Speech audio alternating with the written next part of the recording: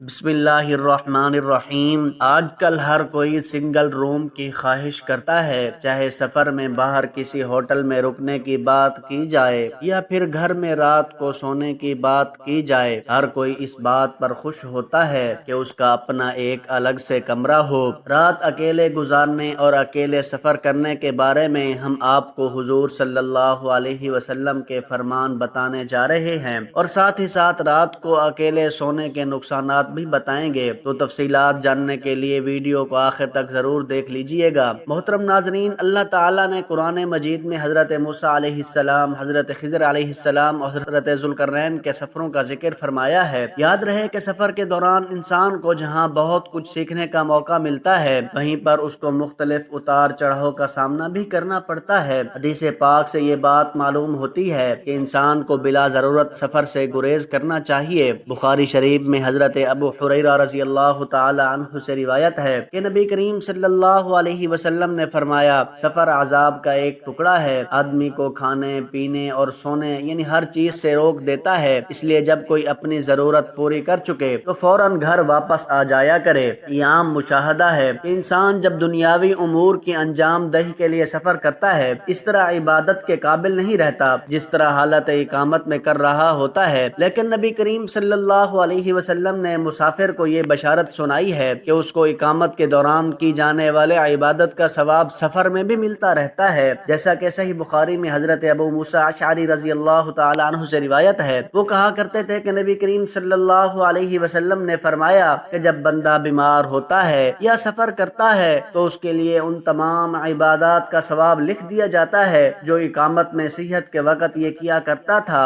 اللہ تعالیٰ اپنے بندوں پر کس قدر مہربان ہے۔ اسی طرح سے سفر میں اللہ تعالیٰ نے انسان پر عبادات کی تقسیم بھی کی ہے کہ اس سفر میں نماز قصر یعنی آدھی نماز پڑھو۔ اسی طرح مسافر کے لیے دوران سفر روزہ رکھنا ضروری نہیں ہے، جیسا کہ صحیح بخاری میں حمزہ بن عمر رضی اللہ تعالیٰ عنہ سے روایت ہے کہ میں نے نبی کریم صلی اللہ علیہ وسلم سے عرض کی کہ میں سفر میں روزہ رکھوں یا نہ رکھوں، کیونکہ وہ روزے کثرت سے رکھا کرتے تھے۔ نبی کریم صلی اللہ علیہ وسلم نے فرمایا، اگر جی چاہے تو رکھ لے اور اگر جی چاہے تو افطار کر لے۔ یہ تو چند احکامات ہیں جو سفر کے بارے میں احادیث میں بیان ہوئے ہیں۔ آئیے اب بتاتے ہیں کہ اکیلے سفر کرنا کیسا ہے۔ اکثر لوگ سفر پر اکیلے روانہ ہو جاتے ہیں۔ انسان کو زیادہ تر کوشش کرنی چاہیے کہ سفر میں اس کے ساتھ کوئی نہ کوئی ساتھی ضرور موجود ہو۔ اس کو اکیلے سفر کرنے سے ممکن حد تک گریز کرنی چاہیے، کیونکہ اس بارے میں صحیح بخاری میں عبداللہ بن عمر رضی اللہ تعالی عنہ سے روایت ہے کہ نبی کریم صلی اللہ علیہ وسلم نے فرمایا، جتنا میں جانتا ہوں اکیلے سفر کی برائیوں کے متعلق اگر اتنا علم لوگوں کو ہو تو کوئی شخص رات کو اکیلے میں سفر نہ کرتا۔ ناظرین، اب آپ خود ہی اندازہ لگا لیں کہ رات کا سفر کرنا کس حد تک خطرناک ہو سکتا ہے، اور حضور اقدس صلی اللہ علیہ وسلم نے ان الفاظ میں انسان کو رات کے سفر کے بارے میں متنبہ فرمایا ہے۔ رات کو اکیلے سفر نہ کیا جائے، یہ بات تو عام ہے جس نے مرد اور عورت دونوں کو شامل ہے، لیکن صرف عورتوں کی بات کی جائے تو ان کے لیے خاص طور پر تاکید ملتی ہے۔ یاد رہے کہ عورتوں کو بھی کئی مرتبہ رشتہ داروں سے ملاقات، علاج یا کسی ضروری کام سے سفر پر نکلنا پڑتا ہے۔ احادیث مبارکہ سے یہ بات واضح ہوتی ہے کہ عورتوں کو مردوں سے بھی کہیں بڑھ کر اکیلے سفر سے اجتناب کرنا چاہیے، اس لیے کہ یہ بات فتنے کا باعث بن سکتی ہے اور ان کی عزت و ناموس کو بھی خطرہ لاحق ہو سکتا ہے، جیسا کہ صحیح بخاری میں حضرت عبداللہ بن عباس رضی اللہ تعالی عنہ سے روایت ہے کہ نبی کریم صلی اللہ علیہ وسلم نے فرمایا، کوئی عورت اپنے محرم رشتہ دار کے بغیر سفر نہ کرے، اور کوئی شخص کسی عورت کے پاس اس وقت تک نہ جائے جب تک وہاں کوئی محرم موجود نہ ہو۔ ایک شخص نے پوچھا، یا رسول اللہ، میں فلاں لشکر میں جہاد کے لیے نکلنا چاہتا ہوں لیکن میری بیوی کا ارادہ حج کا ہے، تو آپ صلی اللہ علیہ وسلم نے فرمایا، تو اپنی بیوی کے ساتھ حج کو جا۔ یہاں میری بہنوں کو غور کرنے کی ضرورت ہے جو کہ بے دھڑک کسی بھی کام سے گھر سے باہر چلی جاتی ہیں اور محرم ساتھ نہیں ہوتا، اس لیے عورتوں کو خصوصیت کے ساتھ اس باب کا اہتمام کرنا چاہیے۔ رات کی بات تو بہت دور ہے، عورت کو دن میں بھی اکیلے سفر کرنے کی اجازت نہیں ہے۔ سفر کے حوالے سے چند مزید احکام بھی ہم بیان کریں گے، لیکن اس سے پہلے آپ کو اکیلے رات بسر کرنے کے بارے میں بتاتے ہیں۔ اس حوالے سے عبداللہ بن عمر رضی اللہ تعالی عنہ روایت کرتے ہیں کہ نبی کریم صلی اللہ علیہ وسلم نے تنہا رہنے سے منع فرمایا ہے، یعنی نہ تو آدمی رات تنہا بسر کرے اور نہ تنہا سوئے اور نہ تنہا سفر کرے۔ اس حدیث میں رات اکیلے گزارنے گزارنے کی واضح ممانعت فرمائی گئی ہے، لیکن اس کے باوجود ہم میں سے اکثر لوگ، خاص طور پر نوجوان، اس بات پر اصرار کرتے ہیں کہ ان کا اپنا کمرہ ہو جہاں وہ اکیلے ہوں اور انہیں دن رات کی تنہائی میسر ہو۔ اہل علم نے رات اکیلے گزارنے کی ممانعت کی بہت سی حکمتیں بیان فرمائی ہیں، جن میں سے چند یہ ہیں: تنہا نہ رہا جائے تاکہ شیطانی وسوسوں سے محفوظ رہا جا سکے، کیونکہ انسان زیادہ تر تنہائی میں شیطانی وسوسوں میں مبتلا ہو جاتا ہے۔ اسی طرح یہ بھی خدشہ ہو سکتا ہے کہ کوئی شخص کسی میں وحشت محسوس کرے۔ یہ بھی ایک حقیقت ہے کہ تنہائی میں کسی دشمن یا ناگہانی آفت سے محفوظ رہنا مشکل ہو سکتا ہے۔ کسی بھی اچانک مصیبت، بیماری کی صورت میں کوئی نہ